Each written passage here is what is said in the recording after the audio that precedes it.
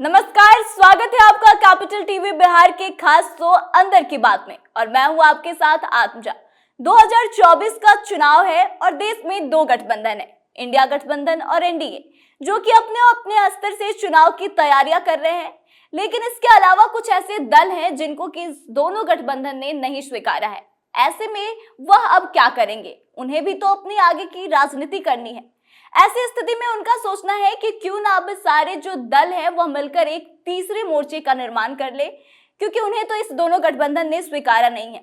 तो इन्हीं तमाम मुद्दों पर बातचीत करने के लिए आज हमारे साथ सीनियर जर्नलिस्ट सरोज सिंह जी मौजूद हैं। तो आइए उनसे बातचीत करते हैं। सर, आपको बहुत बहुत स्वागत है। जी नमस्कार। सर, ये जो गठबंधन बन तो गया है, दो गठबंधन ऑलरेडी है इंडिया में, लेकिन जो छोटे छोटे दल हैं जिनको कि दोनों गठबंधन ने नहीं स्वीकारा है, वो अब एक मोर्चे बनाने की तैयारी में जुटे हुए हैं। तो आपको क्या लगता है इसमें कौन कौन से दल हैं? ना बिल्कुल दुरुस्त बात है कि तीसरा मोर्चा बिहार में बन रहा है। बिहार के संदर्भ में ही हम बात कर रहे हैं।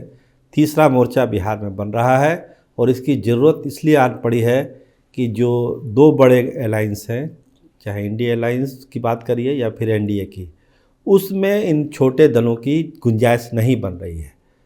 तो राजनीति तो करनी है, चुनाव लड़ना ही है।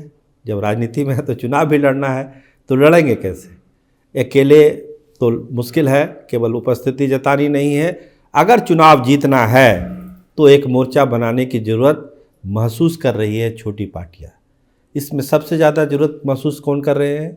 AIMIM, ओवैसी जी की पार्टी, कर्पूरी जनता दल, बसपा, और कहिए तो एक नज़र से जो हमारी अंदर की खबर बताती है, इन सब मिलके ये चाहते हैं कि जो मुकेश सहनी की VIP पार्टी है वो भी तीसरे मोर्चा में आ जाए, ताकि नेतृत्व मुकेश सहनी का हो। और ये तमाम पार्टियां, जो दो तीन पार्टी का नाम हमने दिया है, और भी बहुत सारी पार्टियां हैं जो धीरे धीरे एक दूसरे के संपर्क में आ रही है, वो चाहती है कि एक मजबूत तीसरा मोर्चा बने। और जिसकी जहां ताकत है, जैसे सीमांचल में AIM की ताकत है, वहां उसको मदद किया जाए। मिथिलांचल के इलाके में पप्पू यादव को मदद किया जाए। बसपा की जहां ताकत है वहां बसपा को मदद किया जाए। कर्पूरी जनता दल की जहां ताकत है वहां कर्पूरी जनता दल को मदद किया जाए। तो एक गठबंधन बनाने की कोशिश है, पहल है। और इसमें AIMI की बहुत ही कोर भूमिका है। उनके नेता चाहते हैं कि बने। पिछले चुनाव में भी उन्होंने बनाया था एक मोर्चा, बहुत सफल नहीं हो पाया, लेकिन उन गलतियों से सीखते हुए ये लोग चाह रहे हैं। और इन्होंने अप्रोच किया है मुकेश सहनी की पार्टी को भी। देखिए, हम यहाँ साफ कर दें कि मुकेश सहनी के तरफ से अभी कोई इस तरह की बात नहीं की गई है, ना कोई आश्वासन दिया गया है इन पार्टियों को।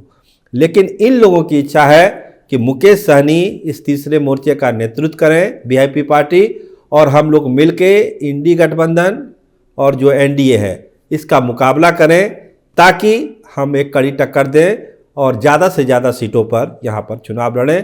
तो तैयारी तीसरे मोर्चे की शुरू है। सर, अब जैसे कि तीसरे मोर्चे का निर्माण हो जाएगा तो जाहिर सी बात है कि इंडिया गठबंधन को भी उससे नुकसान होगा और एनडीए को भी। तो आपको क्या लगता है सबसे ज्यादा नुकसान किस गठबंधन को होगा? बहुत अच्छा सवाल किया आपने, बहुत अच्छा सवाल किया कि नुकसान किसको ज़्यादा होगा। पहले हम बात करते हैं कि फ़ायदा किसको ज़्यादा होगा। जो तीसरे मोर्चे को फ़ायदा होगा, अगर वो बना रहे हैं तो उनको फ़ायदा होगा कि नहीं होगा। तो विन विन सिचुएशन है तीसरे मोर्चे के नेताओं के लिए। अगर मुकेश सहनी इस फोल्ड में आ जाते हैं तो एक बड़ी ताकत बन जाएगी तीसरा मोर्चा भी। और कुछ जो सेगमेंट है, कुछ सीटें हैं जहां पे उनका अपना अपना बेस है। मुकेश सहनी का अपना बेस है, AIM का अपना बेस है, कर्पूरी जनता दल का अपना बेस है, बसपा का अपना बेस है। उस इलाके में हो सकता है कि बहुत कड़े मुकाबले में चीज़ें आ जाए। तो फ़ायदा तो तीसरे मोर्चे को है ही है। अब है कि इस दोनों अलायंस में घाटा किसको होगा, तो ये निर्भर करता है, सीट बाय सीट वेरी करेगा कि किस इलाके में कौन कहाँ लड़ रहा है।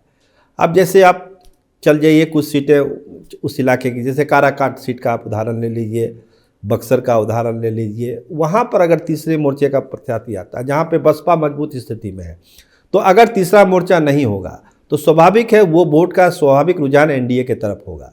लेकिन अगर तीसरा मोर्चा आ जाता है तो वहाँ पे एनडीए को नुकसान होगा, तो घाटा होगा। उसी तरह कुछ सीटें इधर की है, जैसे बेगूसराय में जहाँ कर्पूरी जनता दल के जो हेड है राम बदन जी, वहाँ से चुनाव लड़ेंगे। वहाँ पे अगर ये लड़ जाते हैं तो फिर वहाँ नुकसान उसको हो जाएगा, महागठबंधन को हो जाएगा। तो सीट पर सीट वेरी करेगा कि कहाँ पे, तो कहीं पे एनडीए को नुकसान होगा, कहीं पे महागठबंधन को नुकसान होगा। अगर एक सही में फॉर्मेशन तीसरे मोर्चे का हो जाता है तो देखिए, कोशिश तो बहुत है, कोशिश है। इन लोगों से बात करेंगे नेताओं से तो इन लोगों का दावा है कि हो ना हो कांग्रेस भी हमारे तीसरे मोर्चा में आ जाए। अगर उनको सीट नहीं मिलेगी महागठबंधन में कि 10 सीटों का जो डिमांड कर रहे हैं, अगर उनको नहीं मिलेगी तो फिर तो तीसरे मोर्चा में कांग्रेस भी आ जाएगी। मतलब अपना आकलन है इनका, कांग्रेस कहाँ आएगी नहीं आएगी, कांग्रेस को फैसला करना है।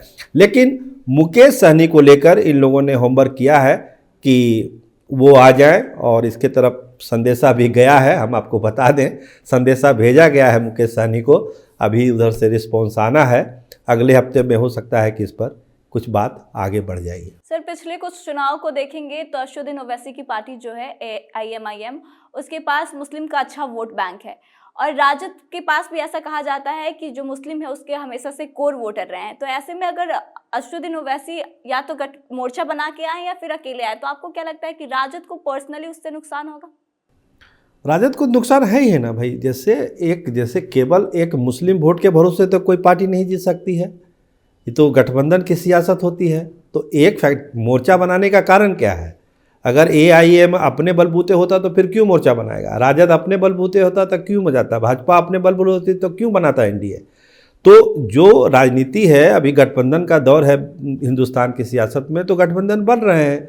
अगर AIM के साथ और पार्टियां जो दूसरे जातियों में जनाधार रखती है वो साथ आ जाती है तो स्वाभाविक है ताकत बढ़ जाएगी।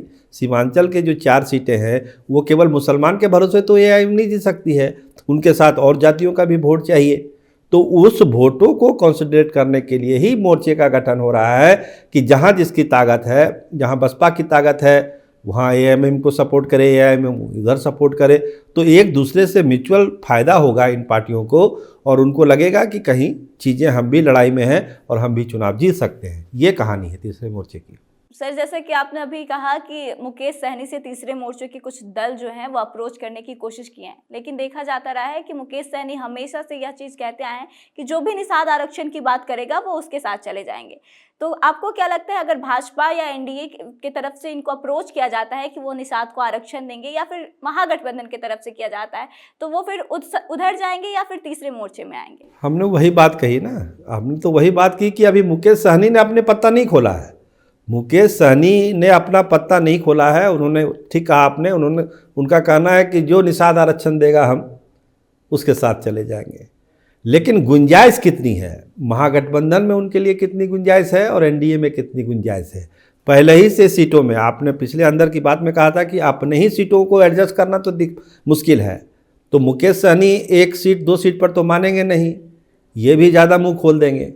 तो एक तो एडजस्टमेंट का दिक्कत है, अब बाकी निषाद आरक्षण का वाला मामला है। एक आरक्षण देने से कहीं दूसरी जातियाँ नाराज़ ना हो जाए, तो बहुत सारे समीकरण हैं।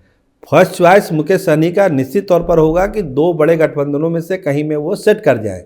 लेकिन अगर वो सेट नहीं कर पाते हैं तो उनके पास भी ऑप्शन कम बचेगा, उनके लिए तीसरा मोर्चा बनाना ही ज़्यादा हितकारी होगा। इसीलिए ये संदेशा बार बार उनको पहुंचाया जा रहा है कि आप अपना प्लान भी तैयार रखिए, एडजस्टमेंट नहीं होता है तो हम तैयार हैं आपके साथ मोर्चा बनाने में, आप मोर्चे का नेतृत्व करिए। ये कहानी है।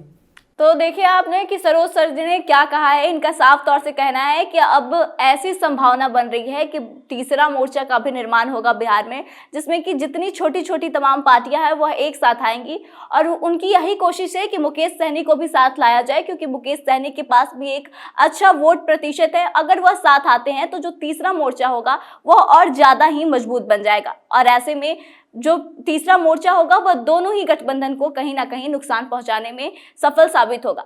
तो आप क्या सोचते हैं, क्या वाकई में तीसरे मोर्चे का निर्माण होगा, और अगर होता है तो दोनों गठबंधन को कितना नुकसान और किसको फायदा होगा? आप अपने विचारों को हमें कमेंट करके बताएं। तो फिलहाल इस खबर में बस इतना ही। आगे की तमाम खबरों के लिए बने रहे हमारे साथ, देखते रहे कैपिटल टीवी बिहार। धन्यवाद।